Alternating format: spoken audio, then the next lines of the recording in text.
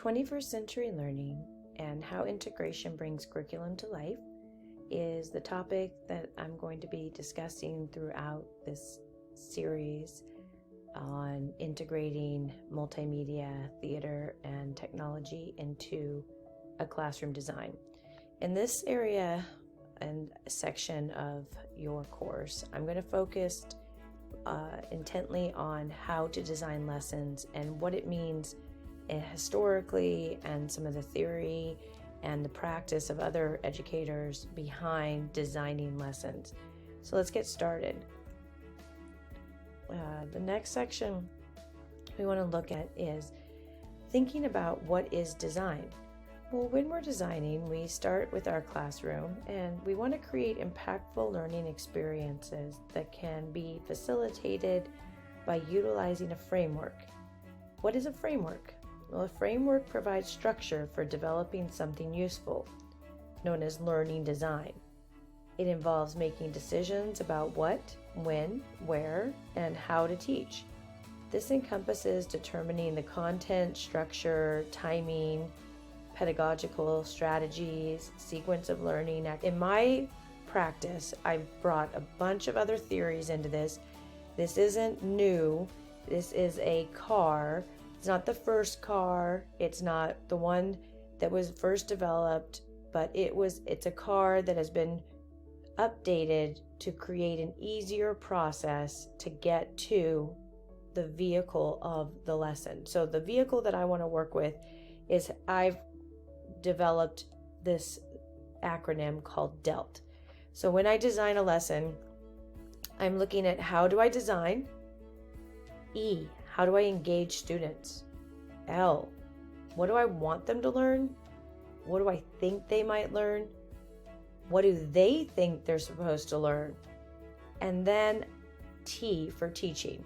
I want to be able to teach them. So when let's look first here at designing. Well, as we just went over, designing is creating. We're looking at the idea of creating a lesson and knowing why we're designing it. Sometimes as a teacher, you are in a classroom or a school that the design is set out for you, or the textbook has designed lessons for you, or you're working with a curriculum standard that the state has designed for you. But even within that bigger design, you can create your own type of design. You might say, okay, I'm in this room and I have 4 windows and that's what I've been given, and I have a desk and I have students, but what elements do I want to bring in? Do I want to bring in curtains? Do I want to bring in chairs? Do I want to furnish the room? How I want to furnish it is your design. So you could say, well, I want to have a multimedia element. I want to include technology. I want to assess with technology so that it makes it easier for me to look at the data more quickly, because I'm going to have AI to help me assimilate through that data. What do I want to do? I want to lecture, or do I want to have a video? Do I want to have a flipped classroom? Do I want to tell the students, hey, this is what we're going to be learning, so let's get about learning it. Teach them what I want them to learn first. What is my design? It doesn't really matter as long as you believe in it and you think your students will understand what you're doing, right? You don't want to have a couch that's upside down because they don't know how to sit on it, unless, of course, you want a couch that's upside down and then you show them the new way of sitting by leaning back. So what is your design? What is the framework, the design that you're working with? There will be outside influences, but you will also be able to create some of your own. When we're looking at design, one of the most important design theories that I've learned that I like to design from is the Universal Design Learning Framework. So I want to show you a video about this. I think this is one of the best ways to design right now. I'm sure there'll be something better invented later, but when I'm looking at designing, this is what I do.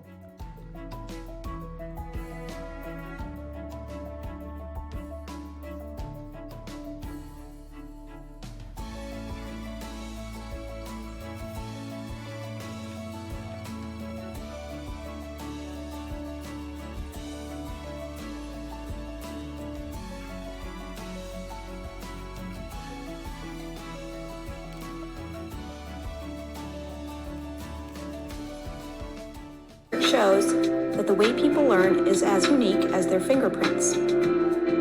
What does this mean for teachers of today? Classrooms are highly diverse and curriculum needs to be designed from the start to meet this diversity. Universal Design for Learning is an approach to curriculum that minimizes barriers and maximizes learning for all students. Whoa, that's a fancy term. Universal Design for Learning. Let's unpack it a bit. Let's think about the word universal. By universal, we mean curriculum that can be used and understood by everyone. Each learner in a classroom brings her own background, strengths, needs, and interests. Curriculum should provide genuine learning opportunities for each and every student. Now let's think about the word learning. Learning is not one thing. Neuroscience tells us that our brains have three broad networks. One for recognition, the what of learning, one for skills and strategies, the how of learning, and one for caring and prioritizing, the why of learning. Students need to gain knowledge, skills, and enthusiasm for learning, and a curriculum needs to help them do all three. But every learner is unique, and one size does not fit all. So how do we make a curriculum that challenges and engages diverse learners? This is where the word design comes in. A universally designed building is planned to be flexible and to accommodate all kinds of users, with and without disabilities. It turns out that if you design for those in the margins, your building works better for everyone. Curb cuts and ramps are used by people in wheelchairs, people with strollers, and people on bikes.